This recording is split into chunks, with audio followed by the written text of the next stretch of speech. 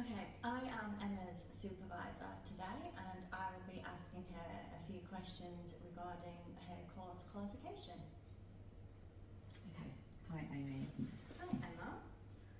Okay, we'll start with number 1.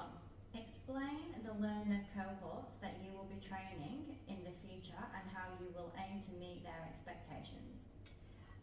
So the learner cohort that I will be training will be adults aged 18 plus that have a passion for health and fitness and are looking to work in a gym environment or a fitness-based environment.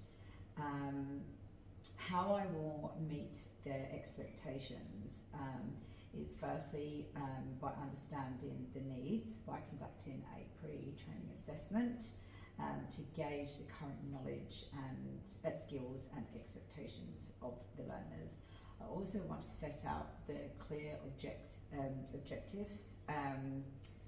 defining the learning objectives and outcomes so they have a full understanding of what the course entails and what the outcome will be. With that, I will be providing ongoing support and tailoring training context relevant to the learner's roles and real-life applications as well. I'll be using practical examples and case studies that resonate with their experiences, and I want to use a variety of teaching methods, such as practical activities, hands-on practical activities and simulations, group discussions, so just using different methods. I also want to make it flexible as well, so for those that struggle with time or they may have childcare or something that takes up time that they're not able to come into face-to-face training.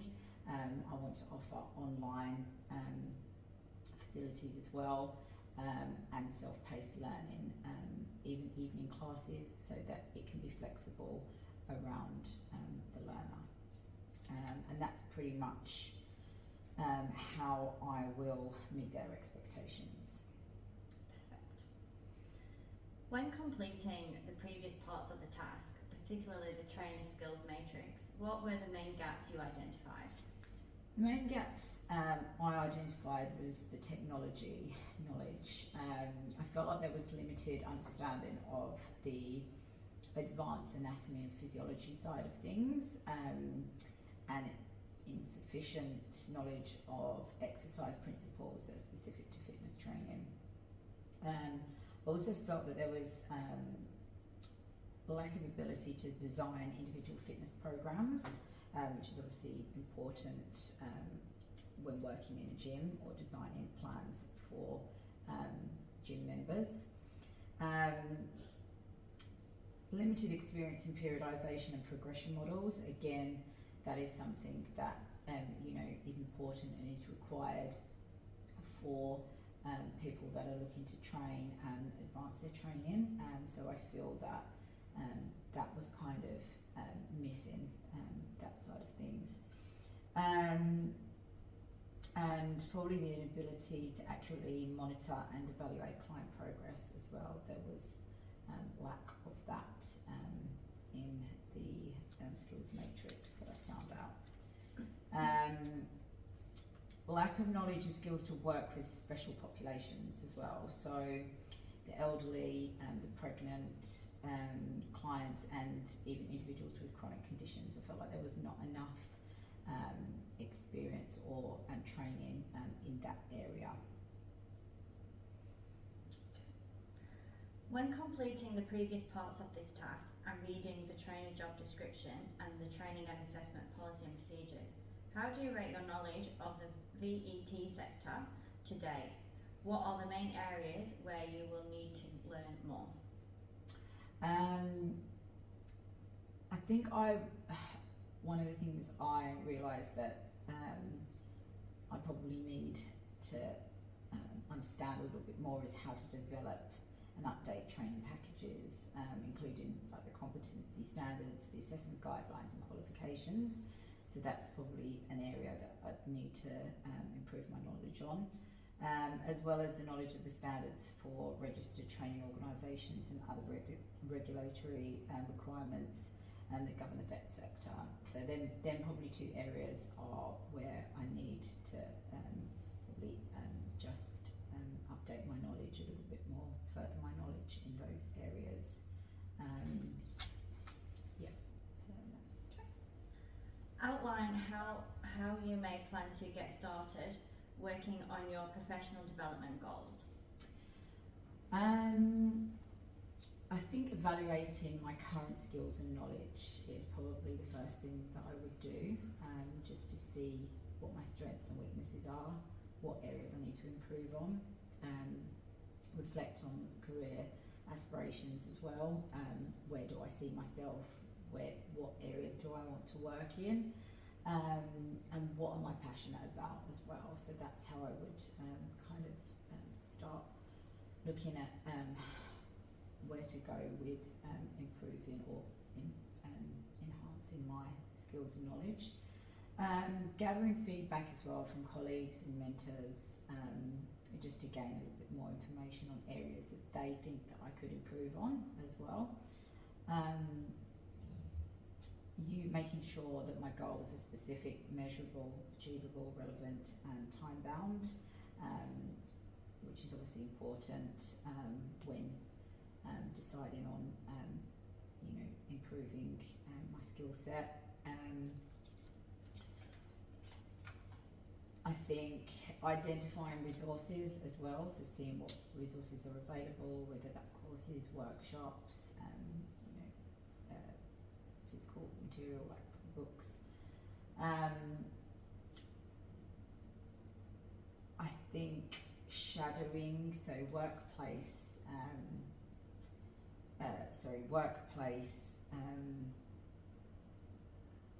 practical experience, on the job learning would be a good place to start as well. So shadowing colleagues that have expertise in the areas that I want to improve on. Networking with professionals as well, so becoming a member of relevant industry associations to access resources and networking opportunities there as well. I think attending networking events as well would be a good place to start with that. Throughout the process, what digital skill gaps have you identified? I did feel like there was limited knowledge of fitness tracking devices, which is probably something that's come about sort of in the last few years, like the smartwatches and the heart rate monitors. I felt there was a lack of knowledge on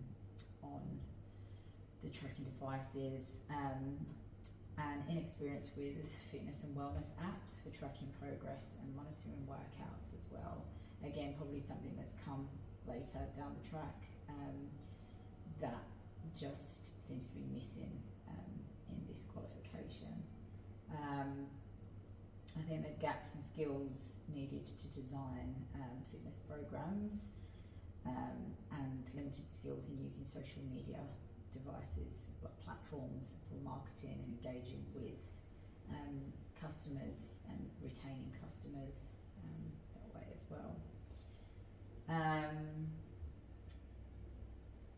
I think there was a lack of ability for creating and engaging interactive digital content for online learners as well. So that was probably another gap that I saw,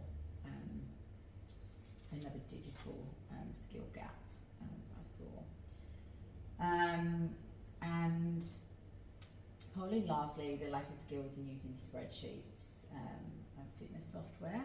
I think that most gyms now use fitness software, and there just seems to be lack of knowledge in those areas as well.